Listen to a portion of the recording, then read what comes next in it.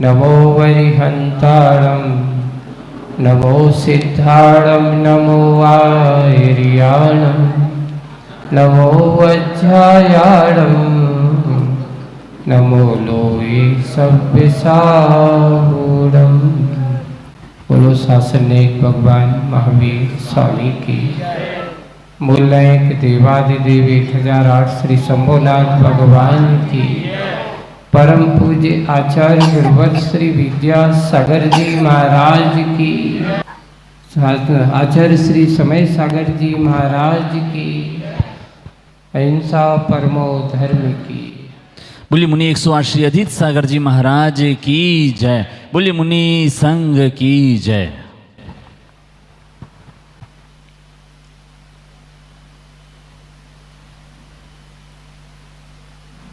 विषय अपना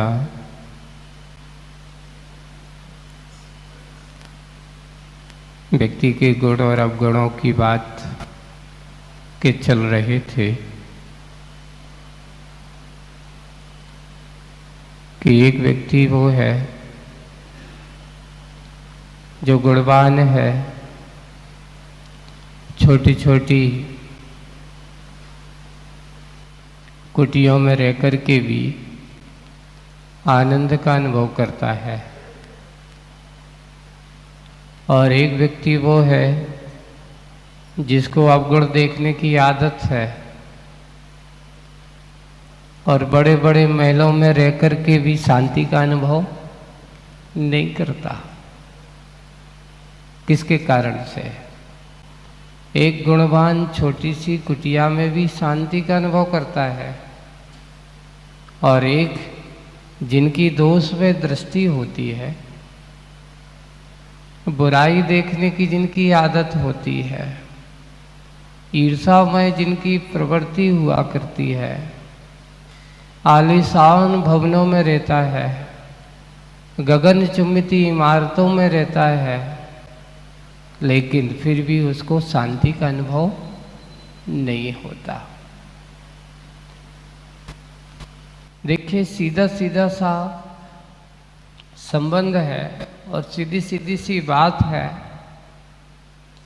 शांति और अशांति कहीं बाहर नहीं है। हम लोगों की एक धारणा है कि बाहर शांति मिलेगी। नहीं, शांति भी आपके अंदर भी है और अशांति भी आपके अंदर ही है। अब करना क्या है? चाहिए तुम्हें, जिसको तुम चाहते हो वो तुम्हारे लिए मिल जाएगी। अगर हमारी दृष्टि किसी के गुण ग्रहण के भाव में ही है तो आपको हमेशा कभी किसी में अशांति का वातावरण नहीं होगा। एक नीति भी मिलती है दुनिया में, अपन जब किसी की अच्छाई खोजने जाओ तो यहाँ कोई भी व्यक्ति बुरा नहीं दिखता, कहीं ना कहीं हमें सब अच्छे दिखते जाएंगे। और जब दृष्टि हो आदमी की दूसरों की बुराई ही देखने के लिए, तो उसका अंदर क्या होता है? सब कोई बुरा दिखता है, सब कुछ जो कोई हो देखा है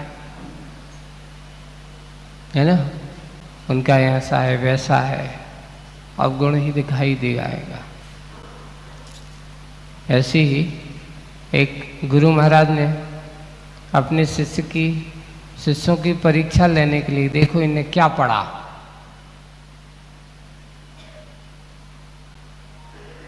जैसे उदाहरण एक हमने किंवदंती भी पढ़ी थी, कथा पढ़ी थी कि द्रोणाचार्य ने कौरव और पांडव दोनों को पढ़ाया है ना, और उनको शिक्षित किया, पढ़ाया, पढ़ा करके सब विद्याएं सिखाई।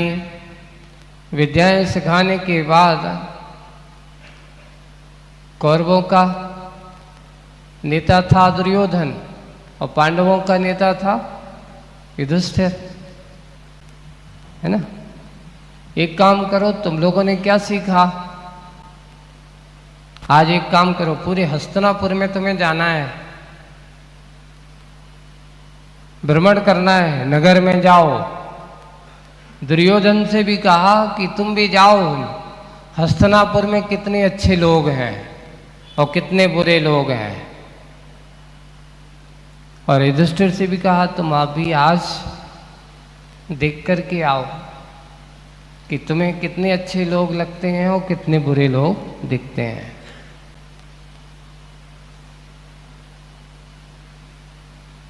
जब वो खोजने जाते हैं दोनों की दृष्टियां अलग हैं।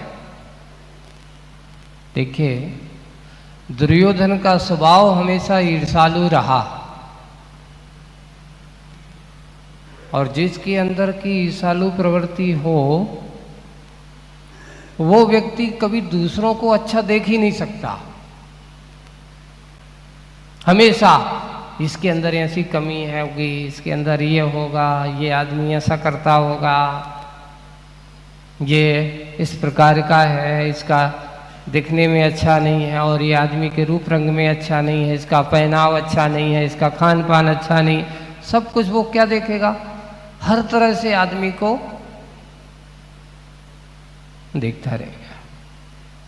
अब वो क्योंकि उसने दृष्टि देख करके गया और मन में ही पहले ही से गया, सुबह से शाम तक दुर्योधन पूरे हस्तिनापुर में घूमते हैं, पता चलता है उसको कोई अपने अलावा कोई दूसरा अच्छा है ही नहीं, मैं ही अच्छा हूँ, उसके बाद वो दुनिया में कोई अच्छा नहीं है। जबकि अपने यहाँ कहा बुरा जो देखकर मैं चला बुरा न मिलियो, जो घर खोजा आपनो मुझसे बुरा न कोई उसको कोई अच्छा नहीं मिला क्योंकि दृष्टि कैसी थी, बुराई की दृष्टि थी। जहां बुराई की दृष्टि हो वहां अच्छाई का अवगाह हो जाए, दिखाई दे, कोई जरूरी नहीं है। शाम को युधिष्ठिर भी आए, उनसे पूछा क्यों भाई, क्या रहा, रिजल्ट क्या है। युधिष्ठिर कहता है भगवान मैं तो जहां गया मुझे सब कुछ अच्छा लगा, हस्तिनापुर एक है, वही नगरवासी हैं। युधिष्ठिर से पूछा गया कि बताओ कितने लोग खराब हैं कितने अच्छे हैं। युधिष्ठिर आकर के कहते हैं भगवान गुरुजी मैं तो जहां भी गया सब लोगों ने मुझे बहुत बहुमान सम्मान दिया, जहां पर भी हम गए हमें लोगों ने सब कुछ अच्छा अच्छा कहा। अब दुर्योधन से पूछा तुम बताओ, हमें तो कोई अच्छा नहीं लगा। क्यों? गुण और अवगुण ये दोनों बातें हैं। गुण ग्रहण का अभाव रहेगा सब कुछ अच्छा ही दिखाई देगा, और अवगुण की ओर दृष्टि रहेगी तो कोई भी तुम्हें अच्छा दिखने वाला नहीं है। इसलिए आज कल जो अपन ने कविता परसों जो अपन ने पढ़ी उसमें यही भाव था कुटिया का। आज वही बात को देखिए, विचार अच्छे, आज की कविता में भी बहुत अच्छा सूत्र हमें मिलने वाला है। इसका नाम है अनमोल की आस, पेज नंबर 46 पे है ना। जिसका कोई मोल नहीं उसका नाम अनमोल है। हर वस्तु का मोल हो ऐसा कोई जरूरी नहीं है। अनमोल की आस, देखिए पढ़ते हैं अपन। याचना का चोला पहनना, याचना का चोला पहनना, यातना का पहना गहना, यातना का पहना गहना, आंगन आंगन कितने प्रांगण, घूमा है यह सुख सा कुछ मिलता आया, सुख सा कुछ मिलता आया और मिटता आया सुख की आस अमिट। सुख सा कुछ मिलता आया और मिटता आया, दोनों बातें आ रही हैं, मिलता आया और मिटता आया। सुख की आस अमिट, जो कभी मिटे ना उसका नाम अमिट। आज तक अमित मिला नहीं। अमित का अर्थ है कोई सीमा नहीं। अमित का अर्थ क्या होता है? मित यानी थोड़ा, और अमित जो थोड़ा नहीं चाहे, बहुत, उसका नाम अमित होता है। अमित मिला नहीं, अमिट मिला नहीं।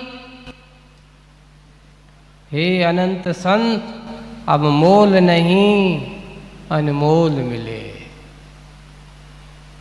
अपने आप को देखिए, कविता को नई दिशा का रूप हमें मिला है कि संसार में संसारी आत्मा की कैसी कैसी इच्छाएं शक्ति होती हैं। किसको पाने का प्रयास किया जा रहा है, किसकी चाह रख रहा है, किसकी इच्छा हो रहा है, किसकी कल्पना कर रहा है। तो उन्होंने कहा, याचना का चोला पहना, जो भी यहाँ जाओ सबको कुछ ना कुछ चाहिए। मुझे ये चाहिए, मुझे ये चाहिए। किसकी भागा दौड़ी है, किसके लिए चाह है, किसके लिए इच्छा है। देखो, इच्छाएं कौन कौन सी कितने प्रकार की होती हैं, आपको एक बताएं। देखिए, इच्छा होती है तन की इच्छा, दूसरी होती मन की इच्छा, और तीसरी होती आत्मा की इच्छा। कितनी इच्छा हो गई? 3। तन की इच्छा, मन की इच्छा और आत्मा की इच्छा। अब आप कहो ये तीनों अलग थोड़ी है महाराज। नहीं, तीनों हो एक शरीर में होकर के भी तीनों के स्वभाव अलग अलग है। पूछा गया, बताओ तन की इच्छा कितनी होती है? आप कितना खा सकते हो? तो उन्होंने कहा, अगर तन से पूछा जाए तो तन की इच्छा तनक है, थोड़ी सी है। आध पाव या शेर। कितनी है? शेर वक्त बताओ, कोई आधा पाव हो सकता है, या कोई शेर भर। शेर भर करता है 700-800 ग्राम की। शेर का अर्थ नहीं होता था। कौन कितना खा सकता है, कितना भोजन कर सकता है? अगर ज़्यादा से ज़्यादा होगा आज के सामान, और फिर और दूसरे की भाई अब कोई ज़्यादा होगा तो नहीं कह सकते, लेकिन सामान्य से एक मनुष्य की तन की इच्छा के बारे में लिखा है। एक दोहा मिलता है, तन की इच्छा तनक है, आध पाव या शेर। कितनी है? आध पाव या शेर। पर मन की इच्छा मनक है, लीलत मेरु समेर। मेरु पर्वत भी के समान भी अगर उसके सामने सारी संपत्ति रख दी जाए तो ये तो है ही, वो सोचता है ये तो हमारा है। लेकिन हम चाह रहे थे कि अगर दाँत की खंड के मेरु के समान और मिल जाए, वहाँ की वो और मिल जाए, यानी जितना है उतने में उसको आनंद नहीं है। इसलिए मन की दीक्षा मनक है। अब किसकी इच्छा बड़ी है, तन की के मन की? लोग आते हैं, आकर के कहीं जाते हैं, मालूम मजबूरी अब कुछ होगा, जैसे भोजन कर गए थे तो भोजन तो कर लिया, पर कहता है तन की भूख तो मिट गई, पर मन की भूख अभी और कह रहा है कि अब थोड़ा सा ऐसा और मिल जाता तो मज़ा आ जाता। हम सोच रहे थे कि आज अगर ऐसा हो जाता। तन तो कह रहा है कि भैया हो गया कोटा आज का, बस। बोले कि तन तृप्त तो हो सकता है, मन तृप्त तो और हो जाए तो कितना अच्छा होगा। ये बताओ, आज तक लोग सबसे ज़्यादा किसकी इच्छा पूरी करने में लगे हुए हैं? किसके लिए भागा दौड़ी? याचना। इसलिए आज जो कहना है, याचना का छोला पहने हुए, कहीं ना कहीं हमें कोई इच्छाएं होती हैं, कोई ज़रूरतें होती, तभी आदमी मांगता है। ये इस प्रकार का सबसे ज़्यादा संसार में तन दुखी कम मिलेंगे, मन दुखी ज़्यादा मिलेंगे। और सबसे बड़ा एक और है, देखिए, तन की अगर कोई बीमारी हो तो दवा होती है। अगर कोई तन की बीमारी हो जाए तो डॉक्टर वैद्य के पास चले जाते हैं, वो दवा देते हैं। उस रोग की क्या हो सकती है? निदान हो सकता है। तन की वीर बीमारी का निदान है, पर मन की बीमारी का निदान कहाँ है? मनोवैज्ञानिक डॉक्टर के पास भी जाना, वो तुम्हें बताएगा, पूछाएगा, लेकिन करना तुम्हें ही होगा। मनोवैज्ञानिक तुम्हारे बारे में जान सकता है कि इसकी साइकोलॉजी क्या हो गई, किसके कारण से बीमार है, लेकिन वो बताएगा कि तुम्हारे लिए ऐसा करना है, वो गाइड करेगा, तुम्हारे लिए बताएगा, तुम्हारे लिए ऐसा करना है, तुम्हारे लिए ये करना है। फिर करना किसको होगा? इसलिए तन दुखी कम, मन दुखी ज़्यादा है। तन के रोगी कम, मन के रोगी ज़्यादा है। आज क्या हुआ महाराज, सब कुछ अच्छा है, वहाँ गए थे और सामने वाले ने बहुत अच्छा स्वागत सत्कार, दूसरों को तो खूब किया, पर हमाओ छोड़ दिया। बस हमने ये नहीं सोचा कि उसका हो रहा है, चलो उसका पुण्य कर्म का हो जाए, मेरा नहीं हुआ इसलिए मेरा मन बहुत दुखी है। ये बीमारी काय की है? तन की। ये सबसे ज़्यादा, इसको कहते हैं याचना। याचना जहाँ होगी वहाँ यातनाएं हमेशा बनी रहती हैं। आप सोचेंगे कि बाहर के लोग ही यातनाएं, सबसे बड़ी अपने अंदर की मन वचन काय की जो प्रवृत्ति होती है, यही हमारे लिए दुखी करने वाली होती है। वही कि यातना का पहना गहना, हमारी याचना के प्रति भावना हुई, उसको हमने चोला पहना और उससे हम बहुत यातनाओं को झेला है। हमने मन कृत यातनाएं, वचन कृत यातनाएं, लोगों ने उससे आकर के कहा, हम उस बात को पकड़ करके संतप्त हो रहे हैं, दुखी हो रहे हैं, बहुत दुखी हैं।